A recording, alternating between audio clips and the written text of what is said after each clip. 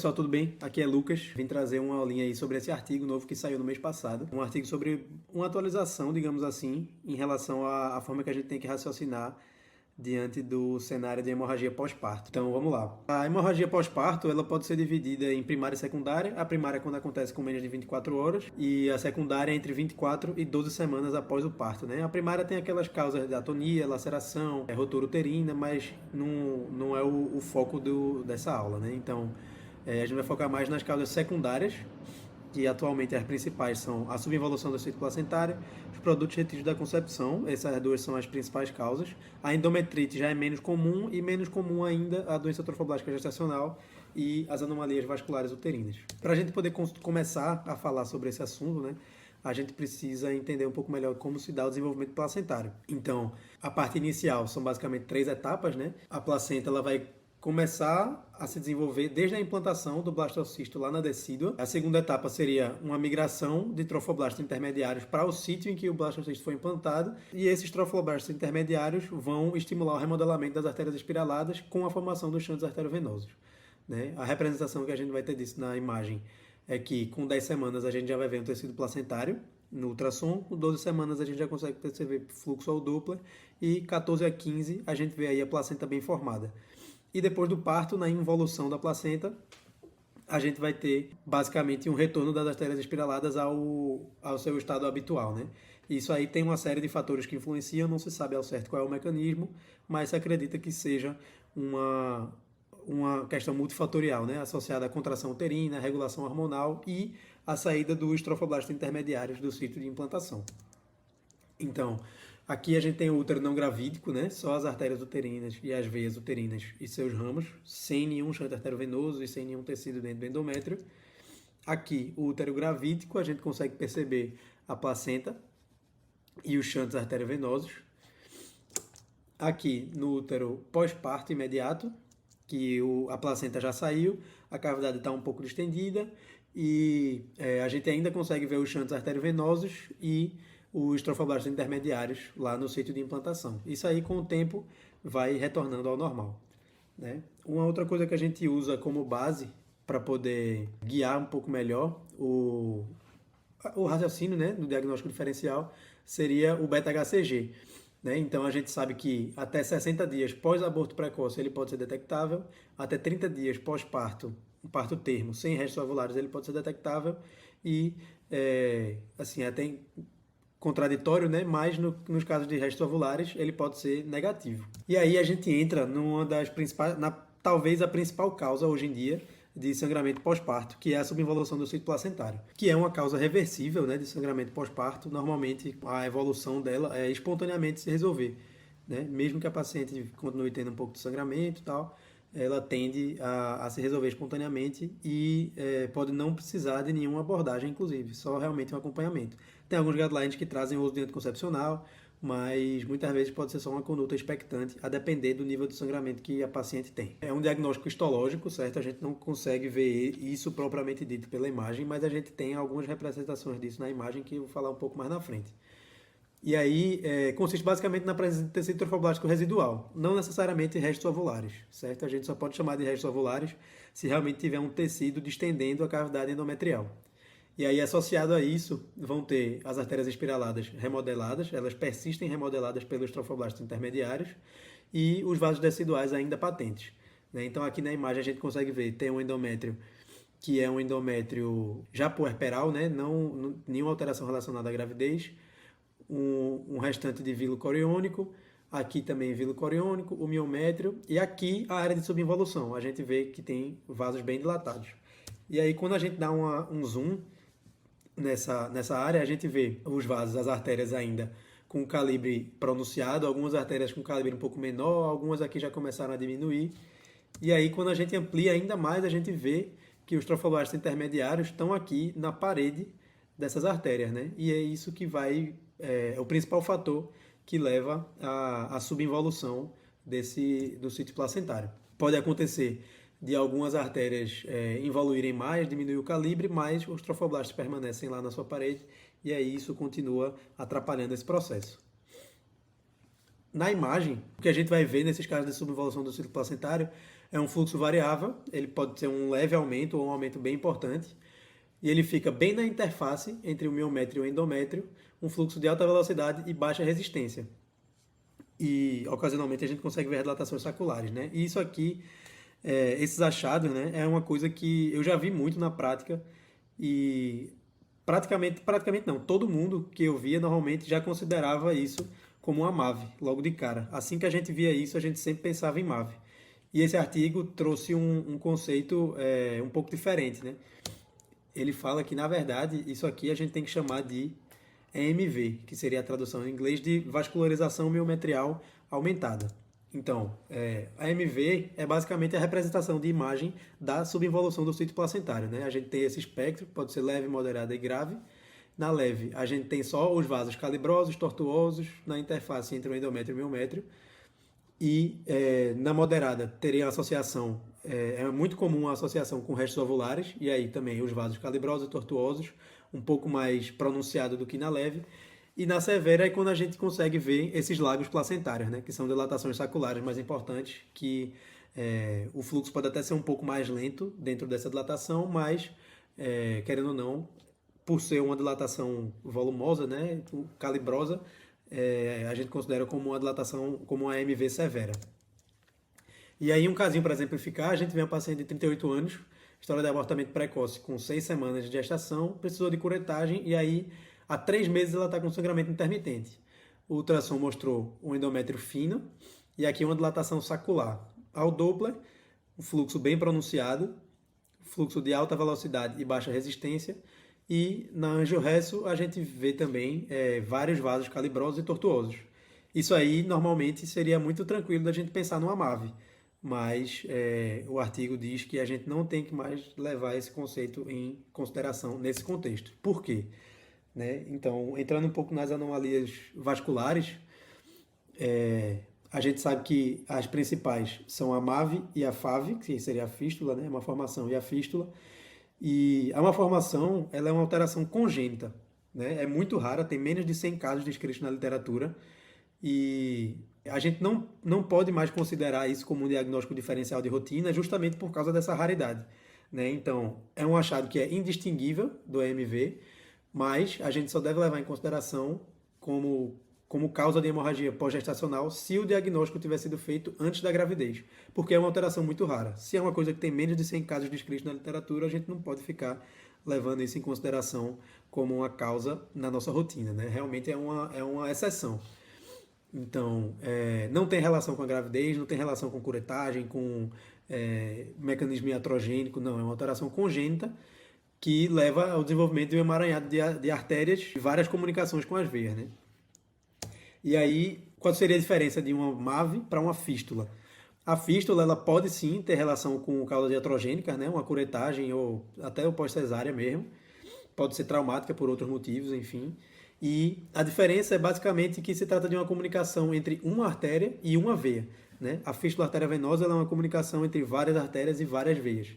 Então, isso pode ser um pouco difícil da gente diferenciar no exame, mas a gente tem que conseguir caracterizar essa comunicação entre uma artéria e uma veia, uma comunicação direta, tá? Sem aqueles capilares entre eles.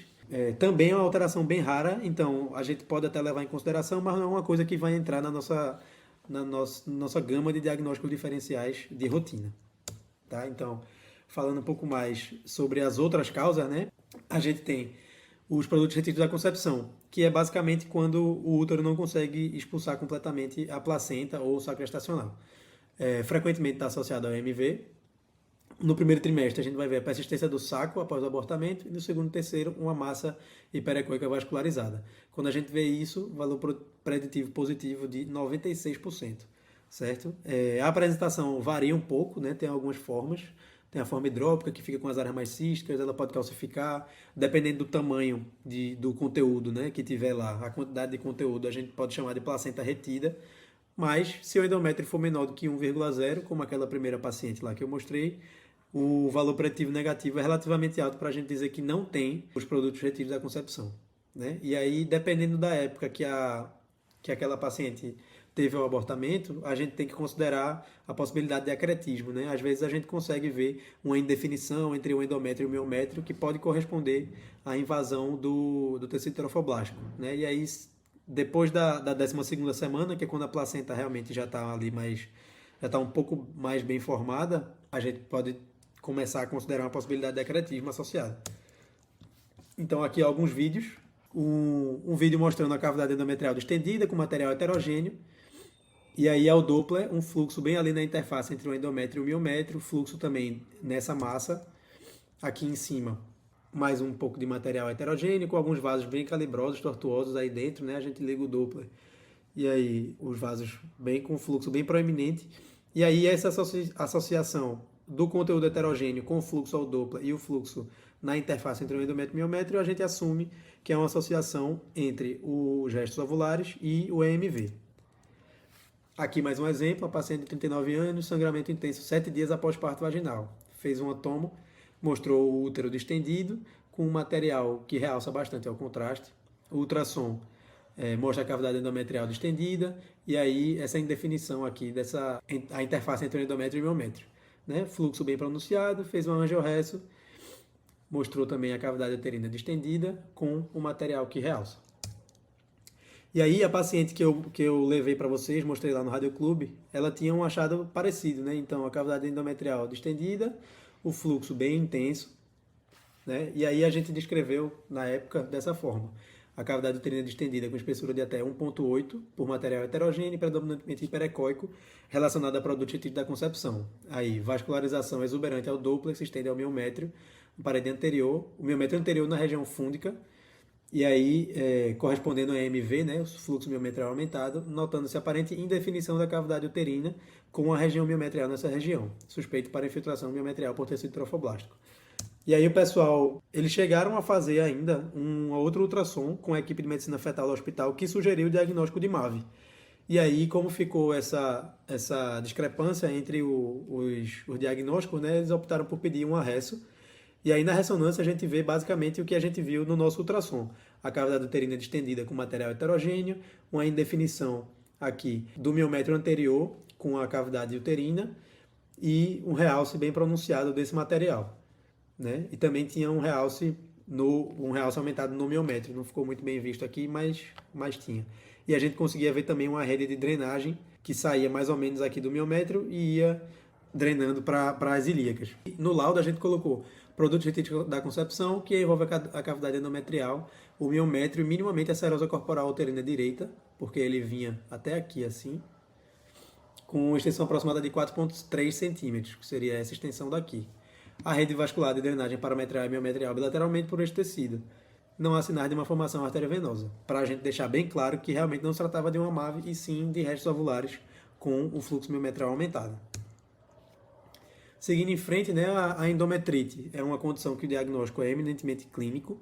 O ultrassom ele serve ali para a gente ver a quantidade de material, se precisaria fazer uma aspiração, se tem alguma outra complicação associada, certo? É uma condição que é bem associada aos restos ovulares porque eles servem como meio de cultura.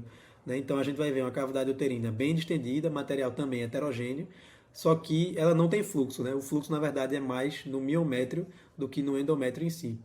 E isso por causa do processo inflamatório, né? Tudo que gera uma inflamação num tecido vai gerar aumento do fluxo. Então é importante lembrar que a gente não vai ter fluxo na massa que está dentro da cavidade e a paciente já vem com o diagnóstico clínico. Nosso papel é a gente dizer a lâmina, a espessura do conteúdo que está lá dentro para o pessoal ver se vai precisar abordar e fazer uma drenagem ou não.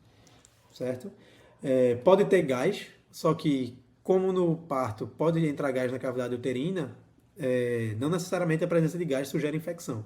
Tá? Então a gente tem que ficar de olho em relação a isso para não sair sugerindo infecção em todo mundo que está com gás na cavidade uterina. Uma paciente de 32 anos, história de parto vaginal de gêmeos, evolui com febre e dor pélvica no 6º dia. E aí a cavidade uterina bem distendida, né? Presença de gás aqui, o fluxo aumentado no miométrio e sem fluxo no material que está dentro da cavidade. Né? O fluxo no miométrio bem pronunciado. E aí foi feita uma curetagem, mas não conseguiu retirar todo o conteúdo. Né?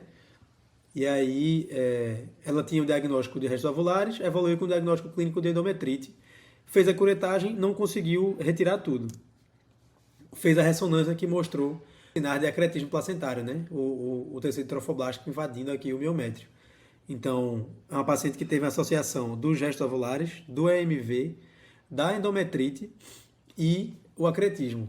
Muitas vezes são coisas que se sobrepõem, o diagnóstico pode ser difícil, mas a gente tem que ter em mente que isso pode acontecer e a gente tem que saber quais são os sinais para poder sugerir isso e, por exemplo, evitar uma esterectomia, né? Nesse caso da paciente foi necessária a esterectomia, porque o grau de invasão era muito grande, a paciente já tinha prole definida, enfim. Mas a gente tem que ficar de olho nisso e saber identificar bem, porque uma paciente que ainda não tem prole definida poderia optar por tentar manter o útero. E aí, por último, a doença trofoblástica gestacional, ela pode muitas vezes se confundir com os gestos ovulares, principalmente a forma hidrópica dos gestos ovulares. Ela pode ou não ter fluxo dentro, e a principal coisa que vai guiar a gente no diagnóstico diferencial é o nível de beta-HCG. Né? Geralmente, na doença trofoblástica gestacional, o beta-HCG vai estar muito elevado. Então, é uma coisa que ajuda bastante a gente. Quando não tem aquele aspecto típico das vesículas, aí faz a curetagem, sai aquele aspecto das vesículas, ou então a paciente fica com aquele útero em sanfona, que cresce e diminui o tempo inteiro, com a saída de vesículas pela vagina. Quando o caso não é clássico assim, a gente seguia mais pelo beta-HCG, certo? Existem casos de doença trofoblática gestacional que o beta-HCG não fica muito elevado. O pessoal da obstetrícia já comentou comigo que pegou um coriocarcinoma que tinha um beta-HCG de 70, por exemplo. Mas isso é o raro do raro, né? Então, no dia a dia, a gente vai considerar isso aqui como a principal informação para guiar o nosso diagnóstico diferencial. E as principais mensagens dessa aula, né, é que tanto a gente como os obstetras temos que saber esse espectro da EMV e da subinvolução do sítio placentário. Nos exames de imagem, lembrar que é indistinguível MAV de EMV, mas, via de regra, a gente vai sempre considerar a EMV no diagnóstico diferencial. MAV a gente só considera se tiver o diagnóstico pré-gestação, certo? E aqui a gente tem que evitar usar esses termos, MAV adquirida e não sendo possível excluir MAV, porque isso pode gerar uma confusão para o pessoal da obstetrícia, né? Eles podem ficar com medo de abordar a paciente por causa de frases como essa, e aí levar a condutas mais invasivas, como uma embolização, por exemplo, em uma paciente que tem apenas uma subinvolução do sítio placentário que vai se resolver com o tempo. Né? Lógico, se a paciente tiver um sangramento muito volumoso, vai acabar evoluindo para a embolização de todo jeito, mas o nosso papel é sempre tentar tirar essas frases que podem confundir ou deixar alguma dúvida no laudo. Né? A gente tem que ser incisivo, tem que ter segurança do que a gente está falando, para evitar que sejam feitas condutas mais invasivas e talvez até desnecessárias nas pacientes. Né? Então a gente não pode ter medo de errar em relação a isso, porque muito dificilmente a gente vai ver uma MAV no nosso dia a dia. Né? Menos de 100 casos registrados na literatura, então a gente não pode ter medo desse tipo de coisa. Então, nunca mais coloquem os termos MAV adquirida e não sendo possível excluir MAV nos seus laudos. Beleza? É isso. Obrigado. Estou à disposição. Caso tenha alguma dúvida, podem falar comigo. Vocês têm meu contato aí no grupo do WhatsApp. E é isso. Valeu, galera. Até a próxima.